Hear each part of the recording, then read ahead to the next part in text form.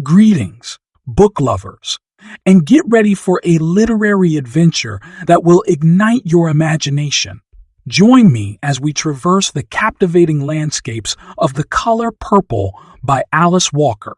Liking my videos is like giving me a virtual high five, and following my channel is like becoming part of an awesome community. So, if you're enjoying what you see, don't forget to like, subscribe, and leave a comment to join the conversation. Letters 1, 5. Celie begins her story with a quote from her sexually abusive father and then begins her letter writing to God. At the start of the story, she is 14 years old, and her mother is refusing to have sex with her father due to just having a baby. Her father then decides to begin sexually abusing Celie. He also tells Celie he is going to keep doing it. Celie's mother has died. Now she is pregnant again. Celie's father begins ignoring the pregnant Celie and starts looking at Nettie, Celie's younger sister. Celie then has a boy, and her father once again takes the boy from her. Celie believes that her father sold it to a man and his wife in Monticello. Nettie also has a boyfriend whose wife had been killed by her boyfriend. Celie just keeps encouraging Nettie to study. Celie's letter explains how her father beat her because he thought she was winking at a boy in church. Celie tells God that she really did not wink, but had something in her eye. Letters 6, 10. Mr. Aba asks Celie's father to marry Nettie. Their father tells Mr. Nister that Nettie is too young.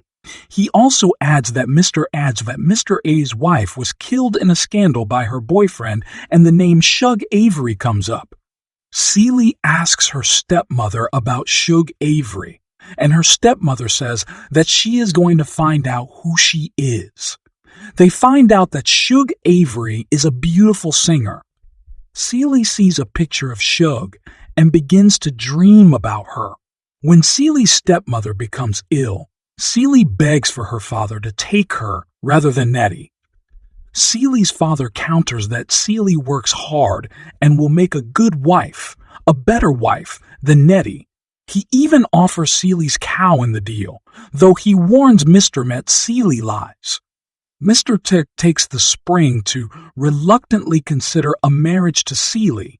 In the meantime, Celie and Nettie start hitting Nettie's school books hard because they know they have to be smart to get away. Celie remembers when she was first pulled from school after she got pregnant the first time.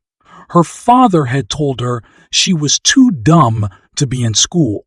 Her teacher, Miss Bixby, tried to convince Celie's father to let her return, but after seeing that Celie was pregnant, she knew the pregnancy would keep Celie out of school. It is Celie's wedding day. When Mr. G brings her home, his eldest boy throws a rock at Celie's head. He does not want her there because she is not his mother. Mr. tells him not to do that. But does nothing more to defend Celie. Celie spends the evening trying to comb out the daughter's hair as they are extremely unkempt. While Mr. E is having sex with her, Celie begins thinking about Nettie and then Shug Avery. She puts her arm around Mr. afterward because she thinks that is what Shug Avery would do. Mr. Victor and Celie go to town, where Celie spots a girl she thinks is Olivia, her daughter, as the girl has Celie's eyes. Celie follows the girl and her mother into a store where they are buying cloth to make Olivia a new dress. Letters 11, 14. Nettie is staying with Celie because she ran away from home. It is apparent that Mr. Me still likes Nettie. He dresses nicely and joins them on the porch every night. He also is always complimenting Nettie, though she passes off all of her compliments to Celie. After a while, though, Mr. realizes that Nettie is not interested, so he tells her she has to leave. Celie tells her she has to leave. Celie tells her to find the woman and reverend in town that have Olivia. Though Olivia promises to write, Celie receives no letters. Celie really wants to hear them talk more of Shug, but all they will say is how sick of her they are. Later, Kate comes to visit on her own, and Celie describes her as about 25 and an old maid with a sharp tongue. Despite Mr. Aitz's not understanding, Kate takes Celie shopping for much-needed clothes. Celie really wants purple or red material because that is what she thinks Shug would choose, but ends up with blue. It is cheaper. Still, it becomes the first dress that Celie ever owns. Kate gets upset with Celie having to do all the work and demands that Harpo help out and get the water. After all, it killed Nettie and now made Kate leave. Harpo asks Mr. Yu why he beats Celie more than he beats any of the children.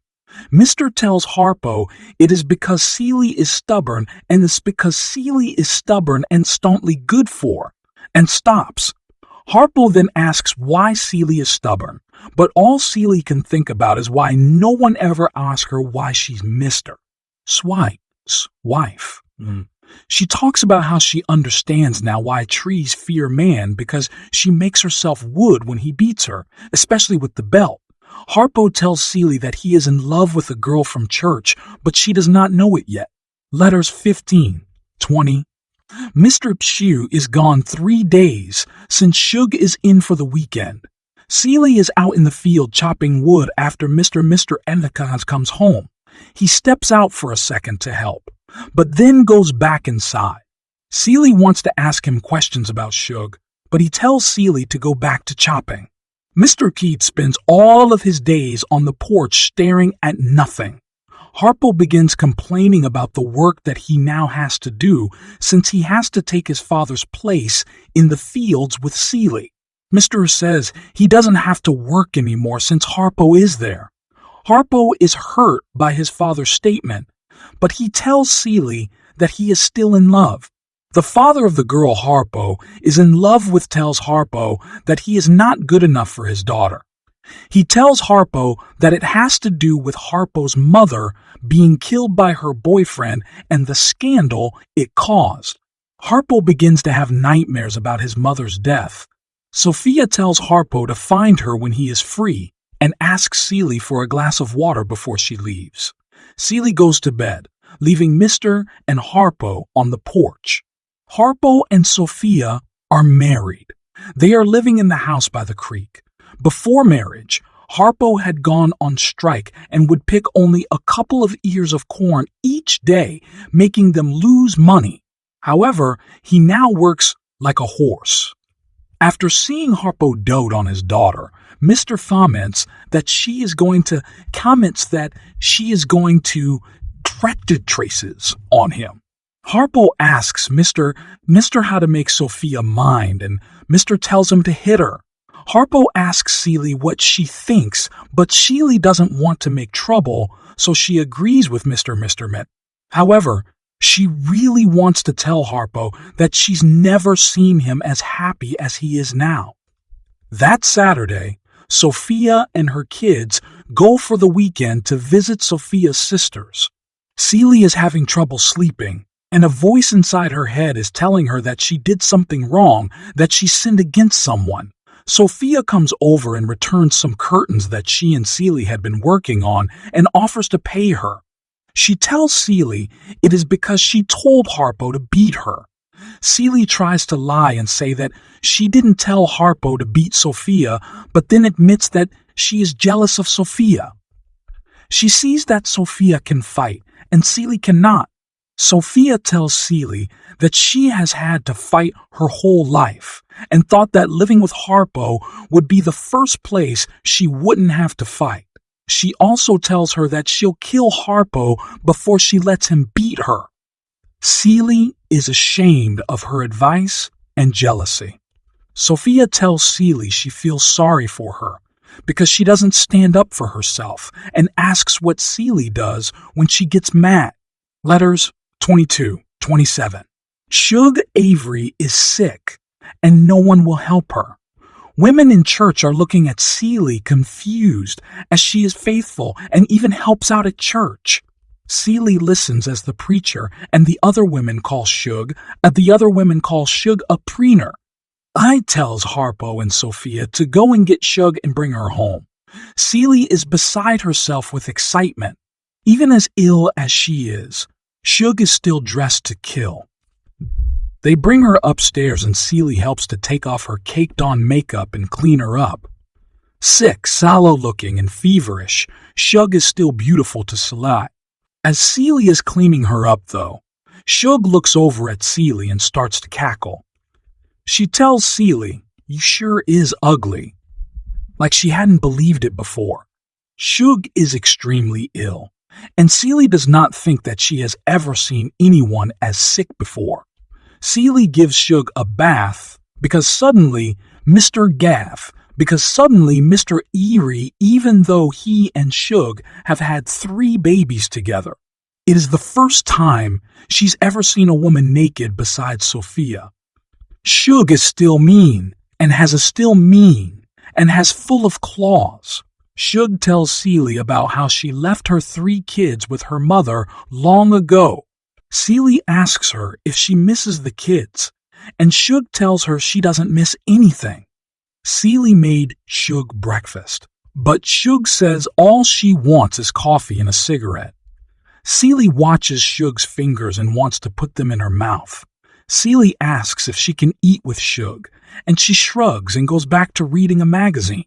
While Celie is eating her ham, Shug asks if she can get her a glass of water. When Celie returns, her ham has disappeared and her biscuits have been nibbled on.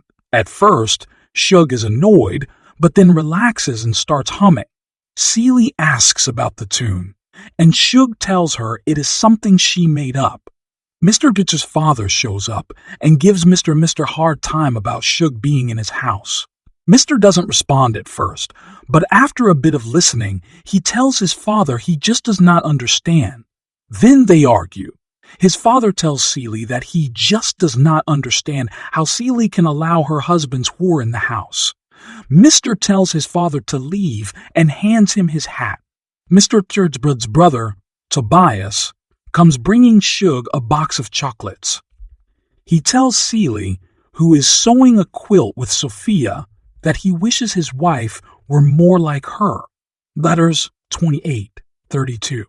Celie and Sophia continue to work on their quilt, and she tries to work in a piece of a yellow dress Shug gave her every chance she gets. She watches Mr. every chance she gets. She watches Mr. Valver and Shug walking up from the mailbox all in love. Sophia asks Celie why people eat and tells Celie that Harpo has started eating everything in sight as if he has tapeworm or something. They also talk about how Harpo is so much more domestically inclined than Sophia is. The next time Harpo comes over, Celie notices how much he eats and sees that he is getting a little belly. As he sits there watching Sophia fixing his roof, he eats up Celie's food. His stomach gets bigger and bigger over time, and they tease him by asking when the baby's due. It does not matter. Harpo just keeps eating. However, Harpo just has it in his head that Sophia is too spoiled to mind. However, Celie counters with the fact that Mr. not obey him at all. Harpo is so upset he vomits, and Celie puts him to bed upstairs. Celie visits Sophia as she is fixing the roof and notices that she barely has a scratch on her. Celie tells her that Harpo is eating to get big so that she will obey him. Sophia thought so. Sophia admits that she is tired of Harpo only thinking about how to make her mind, and it has resulted in Sophia losing her attraction to Harpo. She is even considering staying with her sisters, even though she still loves Harpo, and Celie becomes sad thinking about Nettie. One of his kids asks him if he is going with them, and he tells her he is not. She then asks the other kids what they think. When she asks the baby, it scrunches up its face, strains, and farts. They all laugh. Harpo makes a fuss about changing the baby's diaper, even though Sophia says it's not wet. Everyone gets quiet once Sophia leaves. Sophia's been gone 6 months, and Harpo has been living it up. He has learned that he is attractive and can make money. He decides to build a juke joint out of his house by the woods. Letters 33-35. No one is coming to Harpo's juke joint but Mr. Knightsern Shug, probably because it is only his friend Swain singing there. Harpo thinks that if Shug starts singing there, people will come to hear her. Shug agrees, as she is feeling a bit better, and they advertise for the show with some of her old flyers.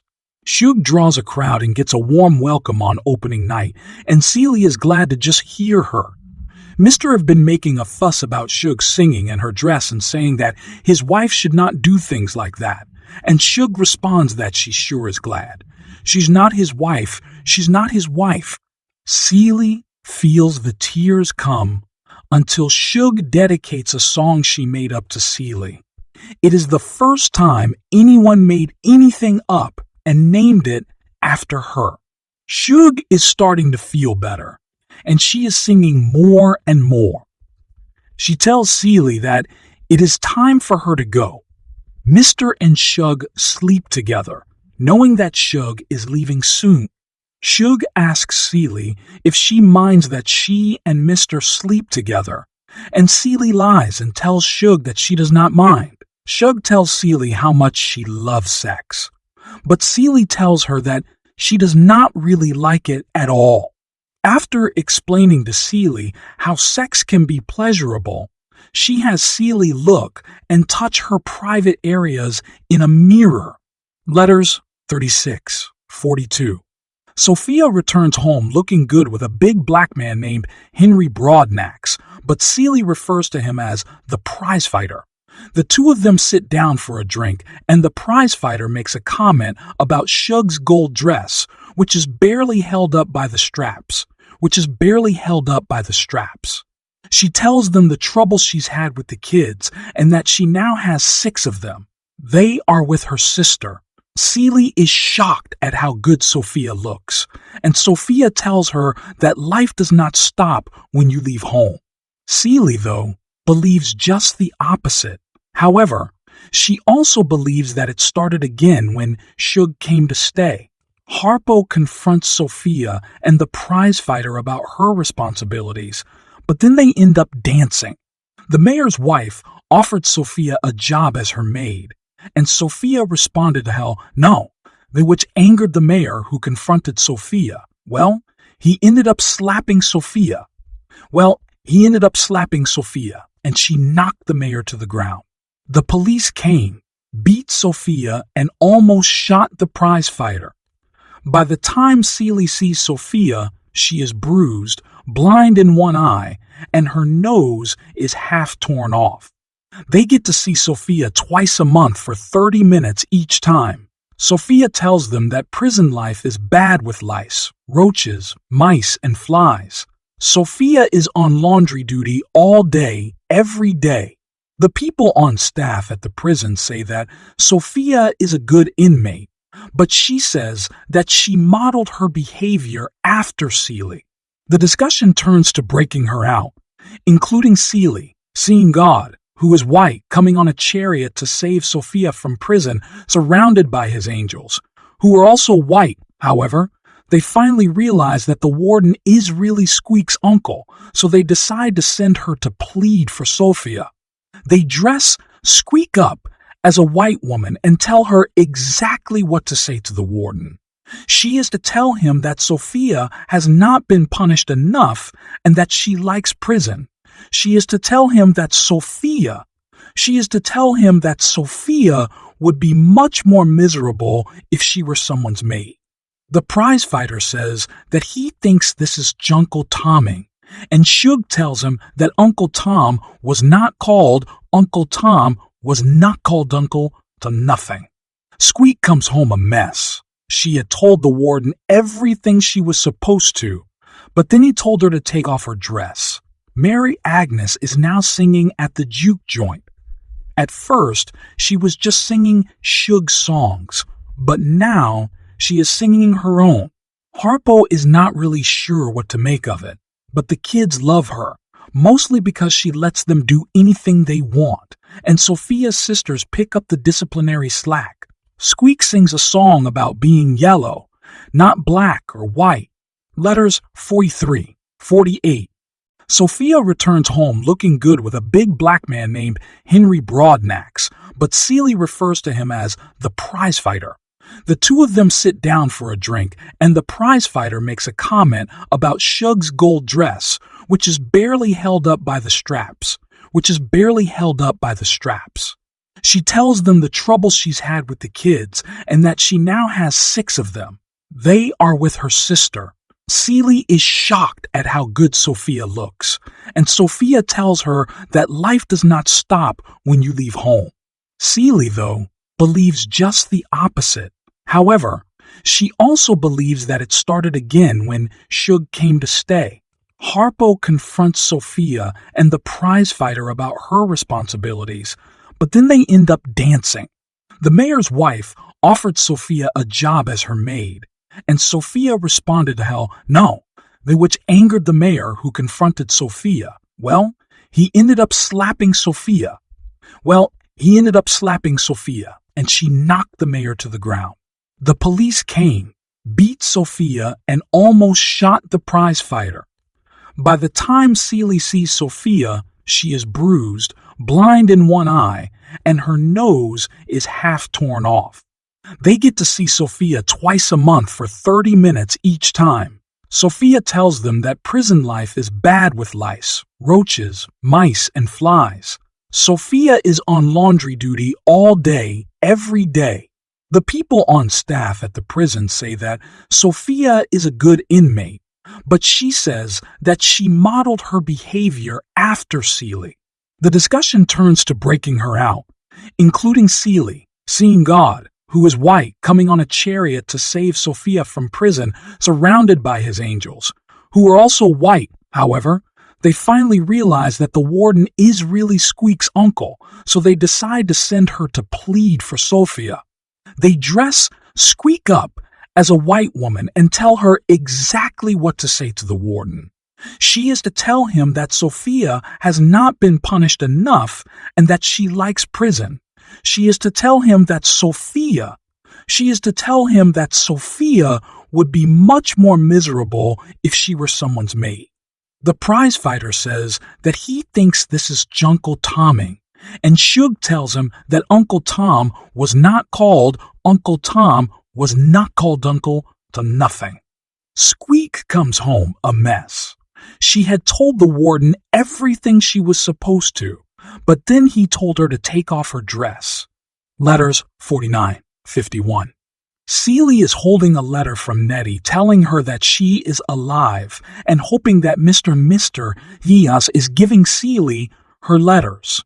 She also tells Celie that her kids are alive.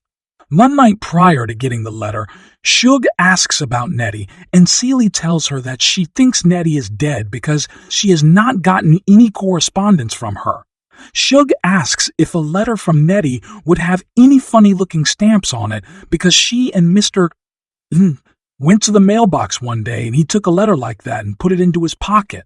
However, on Saturday, Suge gives Celie a letter from Nettie explaining that Mr. has been keeping them. The stamps on the letter are from England. Celie is mad and feels like Sophia, with all her thoughts turning to murder. One day, she even stands behind Mr. with a razor, and though Suge tries to make a joke about it, she still has to grab Celie's hand and lead her away. Suge tells Celie her own story about how Suge's mother did not like how much Suge loved to hug and kiss, even when it was innocently toward her own father. She also tells Celie about how sad she is now and how he used to be a lively and fun-loving young man. Suge tells her how in love with him she was then, and how much it shocked her when he married Annie Julia. She admits that she was very mean to Annie Julia out of jealousy, and she used to keep Mr. Letters 52, 58. The first letter from Nettie tells Celie that she just needed to get away from Alfonso. She also explains that when she left the house, Alfonso followed, complimenting her and buttering her up. She tried to keep moving, but when she stopped, he tried to rape her. She fought him off and hurt him. He was so angry that he told Nettie that she would never hear from Celie again, and vice versa. Nettie also tells Celie that she went to the Reverend and his wife like Celie advised, and she met Olivia. Nettie tells Celie that she hopes to hear from her soon, and she thinks of her all the time. The Reverend's wife's name is Corinne, and the kids are Olivia and Aaron. Corinne is married to Samuel, a very religious man. They live in a house next to the church, and they have been very nice to Nettie by including her in everything they do. Nettie knows now that Alfonso is not giving Celie her letters. 2 months later, Nettie writes to say that she has been writing every day on the boat to Africa. But then she tore the letters up when she reached port knowing that they would never reach Celie. Now she feels differently and tells how she is able to join Samuel and Corinne in Africa because one of the missionaries got married and her husband would not let her go. Nettie tells Celie about all of the research she has been doing for the trip, and she explains that there really are black people out there who want them to learn and grow. She feels now that God sent Olivia and Adam to live with the Reverend and Adam to live with the Reverend and his wife because they could not have kids. Then God sent Nettie to watch over Celie's kids. She tells Celie that both children are growing up in a wonderful Christian home with a love and awareness of God. Corinne brings Nettie to buy cloth to make traveling outfits, and Nettie tells Celie that she no longer feels like a maid, but part of the family. Nettie also discovers that Jesus may be black. For the first time in her life, Nettie took the train, and she explains the segregation on the train. When they stopped, a white man was amused by the fact that there were black people going to Africa. Nettie sees New York for the first time and is shocked that the black people have their own neighborhood, Harlem. Nettie describes Samuel as a big black man who always dresses in black, except for his clerical collar. She tells Celie that Corinne is a lucky woman. Nettie is on a ship called the Malaga, and they are on their way to Africa. She is awestruck over the size of the ocean. Their first stop on the way to Africa is England, where she is able to see a number of artifacts in their museums there. Though Europeans seem to be more educated about Africa, they are also the reason for the destruction of their civilization. They stop in Senegal before they get to Monrovia, and Nettie sees the blackest people she has ever seen in her life. She says that they are also black, they shine. They are also dressed in beautiful blue robes with intricate patterns. However, Nettie did not like the people in the market, as they were too focused on their sales. Nettie was also shocked to find a good number of white people in Senegal. She had expected Africa to have almost no white people at almost no white people at all. Letters 59-61. Celie writes about how she cries as she reads about Nettie getting settled in Africa. Mr. returns home, and she has to hide the letters. Shug asks if Celie can handle herself with Mr. And Celie wants to know how she can kill Mr. D. Shug tries to get Celie off the idea of murdering Mr. Haldia, of murdering Mr. about Christ's commandments, and reminds her about Christ's commandments and her wanting to see Nettie one day. However, Celie is still attached to the idea of killing him. Shug tells Celie that in times like these, they need to do something different, like make Celie pants. Celie tells Shug that Mr. will never allow it. But Shug tells her how Mr. used to get wild when she would wear his pants, and once he even tried on one of Shug's dresses.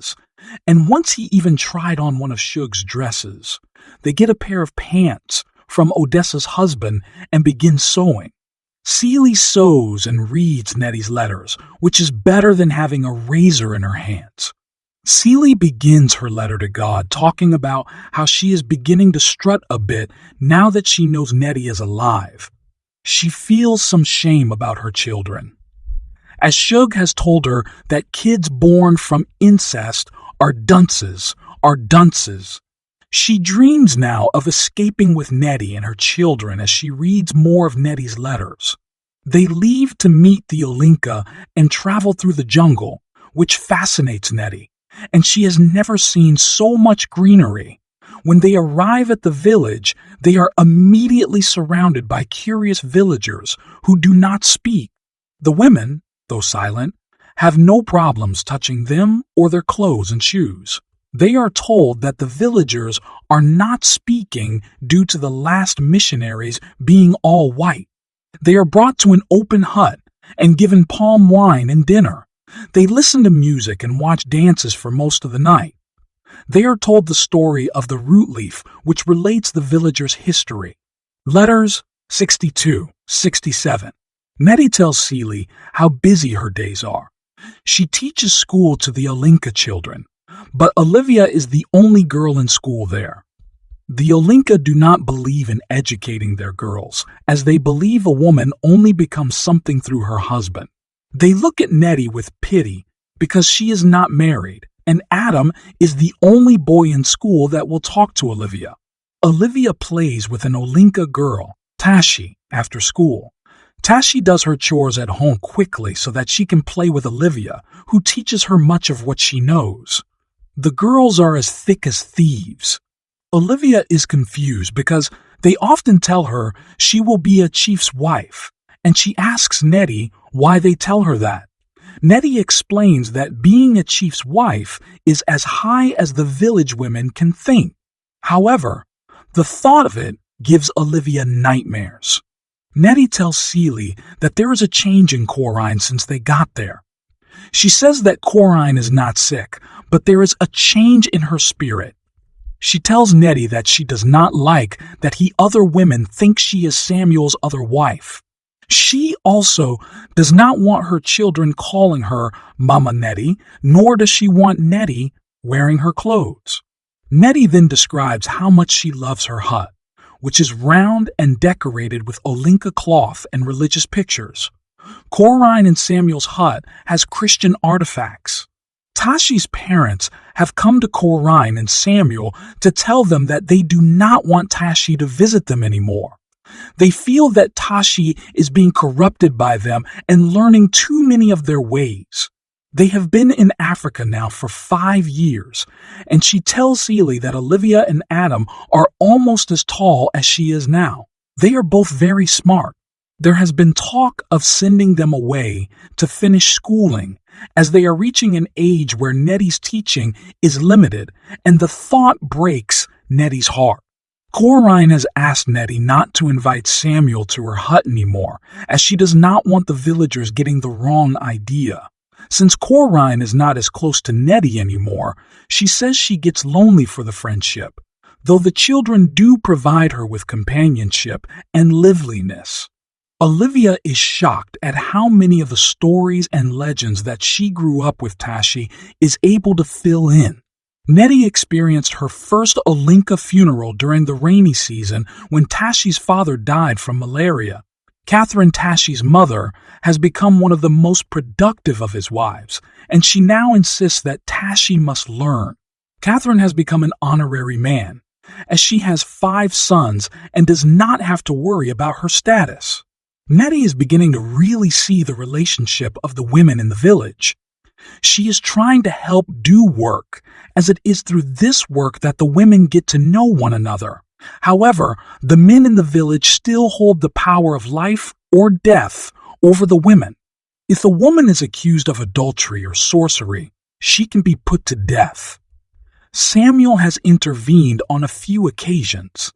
It has been a full year since Nettie has written, as she tells Celie that she did not want to distress her with the news. She begins by telling Celie that the road is now finished, and the Olinka had a big celebration. She tells her that the Olinka are just like the black folks back home in that they believe the world revolves around them. Apparently, they believed that the road was being built just for them. However, Corrine is very ill with African fever, from which many missionaries have died. The year after, Easter has become difficult for Nettie, as she has had to take on all of Corrine's responsibilities due to her illness worsening. She asks Nettie why the kids look so much like her, and she begins to accuse Nettie of having an affair with Samuel before she came to live with them. Nettie swears on a Bible that the kids are not hers, but Corrine does not believe her. She will not even let the kids come to visit her, which they do not understand, since they do not know they are adopted. Meanwhile, the rubber trees will soon be planted near the Olinka village, and their hunting territory has been destroyed. The men have to travel further and further away for game to hunt. Everyone in the village is very sad. Nettie is shocked to find out that Samuel thought the children were hers too. That is why he urged her to come to Africa with them, as he thought that she was following her children. Nettie asks him where he got the children, and he tells her the history. A long time ago, there was a prosperous farmer who decided to open his own store in town. They were doing so well that the white people in town were getting angry. So one night, they burned down the store and lynched the man's 2 brothers. The man was married to a beautiful woman, and he had 2 daughters. The woman lost her sanity after seeing the burnt remains of her husband that the neighbors brought home. She continued to cook for him and talk to the plans that they had made, resulting in the neighbors shunning her too. She was in such a state that eventually the fields deteriorated and the children only ate what the neighbors brought to eat. Letter 6872. Celie writes that Shug tells her to pack her things. She is coming with her and Grady. Celie is in a daze, realizing that her father is not her father. Her father was lynched, her mother was crazy, and her kids are not a result of incest. Celie and Shug go to see her father. Celie has only seen him once, in town with her stepmother, since she has left home. They dress nicely and make the trip out to her old home. It is a bright spring day, and Celie is shocked to see how lush and green the grounds are. She explains to Shug that the grounds used to flood every spring and never looked this good. When they get to the house, no one is there, so they get in the car to leave when her father pulls up. He introduces Celie to his new wife and tells her that the children went with their stepmother, which he left him. His new wife tells them that she is only 15 and her family works on the land for Celie's father. Celie tells him that Nettie is a missionary in Africa and told her that he is not really Celie's father. He just says, "Well, now you know." He goes on to say how dumb her real father was, not being able to get on with white people, and how he knows better. Shug starts getting angry and tells Celie to just ask what she came to ask. Celie asks him where her parents are buried, and he tells her, but there are no grave markers. She and Shug go to the cemetery to pay their respects, even though they cannot find the actual graves. Celie takes an old horseshoe from the site, and Shug tells her that they are each other's people now, and she kisses her. Nettie comments on how terrible it is to not believe and how much it tears people apart. Corrine is still very sick and only getting worse.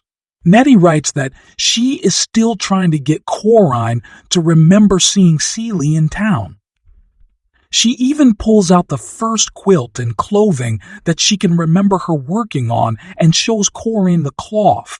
Corrine remembers. In her last dying breath, she tells Samuel that she believes. Nettie begins her next letter talking about how uncomfortable it is to menstruate in the heat and humidity of the jungle, and how Olivia has begun menstruating, but it is Tashi who tended to her. She then goes on to describe how Corrine was buried in the Olinka way. The children were devastated, and Samuel seemed lost. The engineers have come to inspect the Olinka territory, and they care little for the people or for Samuel, who tried to talk with them. Letters 73-79. Celie is no longer writing to God. She now is writing to Nettie. She tells Shug, who is shocked and upset with Celie. She tells Celie to not be ungrateful, but Celie asks what God ever did for her or other poor black women. She says that God is a man, and he acts just like other men. Shug asks Celie how she pictures God, and Celie tells her that he is white, with white hair and blue eyes. Shug tells her that is why she does not go to church, because that is the God that appears there. She tells Celie, though, that there is another God besides the one in the white man's Bible. She says that God lives in all of us. She says that we are born with God, and all we have to do is look inside and find it. Shug tells Celie that God is not vain, but loves admiration and sharing love. Shug explains that Celie has to get man out of her head. She tells her how man corrupts everything, how he gets in your head and makes you think he's God. Celie realizes that it has kept her from seeing everything from wildflowers to the color purple. Celie works toward getting man out of her head. Celie continues her letter writing to Nettie, but Shug reminds her that since she has been writing to God, Nettie has no idea who any of these people are. Therefore, Celie begins her next letter explaining to Nettie who Sophia is and a little bit of her history. She said that the mayor and his wife kept Sophia for 11.5 years and let her off 6 months early for good behavior. They are all at Odessa's house for dinner, and Celie tells Nettie that despite the fact that most of the children are grown, Harpo and Squeak now have a daughter named Susie Q, and Sophia's youngest, Henrietta, is there. After dinner, Shug makes the announcement that she and Grady are leaving, and they are taking Celie with them. Mr. objects and tells Celie that he thought she was happy now. Apparently, the mayor is a heavy drinker, and Billy is just as bad. Before Sophia leaves, Squeak asks her to look after Susie Q and Harpo. Mr. tries to act as if he does not care that Celie is leaving, and he berates her. He tells her he is useless, a bad cook, a bad wife, and that she'll be back because she is too ugly and useless to be of any use to anyone up north, except to be of any use to anyone up north except to be Shug's mate. Celie curses him, telling him that until he does right by her, everything he tries will fail. Shug gets Celie and Mr. to calm down, and they leave. However, things aren't so smooth in the car either. Grady has a roving eye, and everywhere Squeak sits, he wants to sit next to her. He tells her so many stories about living up north that it makes it hard for Celie to sleep. Celie tells Nettie about Memphis. She describes Shug's house and beautiful grounds, but tells her that Nettie has a dream to live in a roundhouse. She even drew up plans for it. She also talks about how great Shug's cooking is. They stuff themselves and go to Shug's room to fall out and listen to music until the food settles. Shug reads the newspaper to Celie and tells her what is going on in the world. Soon, though, Shug is going off again, singing on the road. She is gone for days and weeks at a time, and she comes home bleary and greasy. Celie offers to come with her, but Shug tells her that she did not bring her there to be her mate. She brought Celie with her to love her. Squeak and Grady are also on the road a lot, too. Celie spends a lot of her time making pants. Celie is making a pair of pants for Sophia. Celie returns home for Sophia's mother's funeral. She walks past Mr. Easter on the porch as she heads down to Harpo and Sophia's house, and he does not even recognize her. Harpo and Sophia are arguing when Celie arrives about Sophia being a pallbearer at the funeral, but when they see Celie, they cannot help but comment on how well she looks. They talk a bit about Squeak and Grady. Harpo says that Squeak has changed. She seems confused. Celie explains that Grady is growing reefer in the backyard and they smoke it a lot. She has to explain to them what reefer is. However, Squeak is becoming more successful. Later, they head to the funeral, where Harpo refers to the sisters as the Amazons when they perform the pallbearing duties. Most people are just crying and sad, and no one stares at Sophia and her sisters, just as this is the way it has always been done. Celie says she just loves people. At the funeral, Celie notices a difference in Mr. D. He is all cleaned up and acts nicely towards Sophia. Afterward, she finds out that Mr. Cheese has changed. He has been cooking and cleaning for himself, and he is trying to find religion. Then Mr. shows up at the house. He asks Celie how she is and how Shug is doing. Then he tells Celie how Sophia's daughter, Henrietta, is sick with a blood disease, and he feels bad that she may not make it.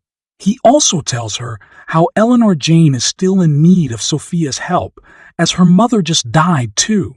Celie tries to remember something about the disease, but she is just so shocked by his conversation. Letters 80, 85. Nettie writes to Celie, telling her just how bad things have become in Africa. The Olinka have lost everything, and many of them have left to join another tribe in the jungle. Nettie, Samuel, and the kids head to England with the last of their money to appeal to the missionary society, but to no avail. However, while in England, Nettie and Samuel realize that they are in love with one another and they marry in a small church ceremony. Before they marry, though, they tell the children the truth about Celie, and they are very understanding. Nettie also tells Celie that Adam has been cranky because he misses Tashi. They had a big fight before they left Africa, as Tashi has decided to go through the coming-of-age ceremony that entails scarring her face and genitalia. They are all glad to be heading back to Africa. They return to Africa with warm welcomes and disappointment that their appeal did not go better. They are also concerned because they have not seen Tashi for days. When she does come out of hiding, she is ashamed of her scars. At first, Celie is resistant to taking the house, but Shug tells her she'd be a fool to let it go, and she can sell pants out of the store. She and Shug go to see the property, and there is a large, brand new house in place of the old one. Alfonso's wife tells them that he just had the house built recently with all kinds of fancy products. Celie tells Nettie that the house is big enough for her Samuel, and the kids to come and live there too. Celie writes to Nettie that Shug is in love with someone else. She blames herself for staying at the house and fixing it up. Shug tells Celie when she returns to Memphis that she has the Vertel Celie. When she returns to Memphis that she has the Vroot hero boy, who plays the flute in her band. Celie is angry, and Shug asks her why this makes her angry, but Grady did not. Celie tells her that Grady never put a sparkle in Shug's eye. Celie also tells Nettie how Grady and Squeak are in Panama, where Grady runs a reefer farm and Squeak is singing with as much of her songs she can remember. Shug begs for Celie to just give her the time when the doorbell rings. It is the boy, and Celie walks out. That night she cannot sleep. Henrietta is sick again, so they have been trying to treat her as they do the people in Africa by feeding her yams. They have to get creative, though, and find ways to sneak yams in the food because she does not like them. Mr. Hees has been coming up to the house a lot, and he and Celie start to bond. He invites Celie over to the house, which he has fixed up to show her the seashells he has been collecting. While they are there, He asks her what she likes, and she tells him that she likes birds. He tells her that she always reminded him of a bird, that whenever something happened, she looked like she was going to fly away. Celie is shocked that he noticed, and he says he was just too stupid to admit it. He asks Celie if she does not like him just because he is a man, and Celie tells him that men always reminded her of frogs. Letters 86-90. Nettie writes that Tashi has run away to the Imbels, and they are all worried about her. She tells of how the Olinka are dying off, and she worries about their health. However, Samuel thinks that they will be all right. Nettie tells Celie about how different God is to them now. He is no longer a person or figure, but that he encompasses everything and lives everything and lives everywhere. He is internal. Nettie tells Celie that there is little to do there now, and she worries about the shock the children will face when returning to America. She is also concerned about how poor they will be when they return. In her second letter, she tells Celie that Adam has run off, most likely to find Tashi. Celie writes that she cannot understand what Shug ever saw in her. She does not feel beautiful anymore. Now she has to endure Sophia and Harpo trying to set her up with every man in town. However, Mr. E has been helpful in getting her out of those situations. She now is trying to get Sophia to admit that she loves her son, Reynolds, and Sophia finally tells her she does not. It causes an argument in which Sophia finally tells Eleanor Jane what it was like to live in her house for those years, and Eleanor Jane leaves. Celie gets a letter from Shug telling her that she and the 19-year-old, Germaine, are visiting one of Shug's kids in Tucson, Arizona. She tells her that her other kids do not want to see her because someone told them she was evil. She writes Celie every week, but never mentions coming back. Mr. Itzu and Celie continue to bond over Shug, and he tells Celie how Shug defended her when he was being abusive. They hug about both being left by Shug. She then tells Mr. Irwin stories about Africa, how the people think white folks are actually black people's children, Mr. tells Celie that he did not realize she was such good company, and Celie likes that she can talk to him, even though he is not Shug. She also refuses to believe Nettie is dead, as she is still getting letters from her. After 2.5 months, Adam returned with Tashi from the Imbales encampment. They have decided to get married, though Tashi worries that no one in America will like her because of her scars. Therefore, Adam has the same scars put on his face.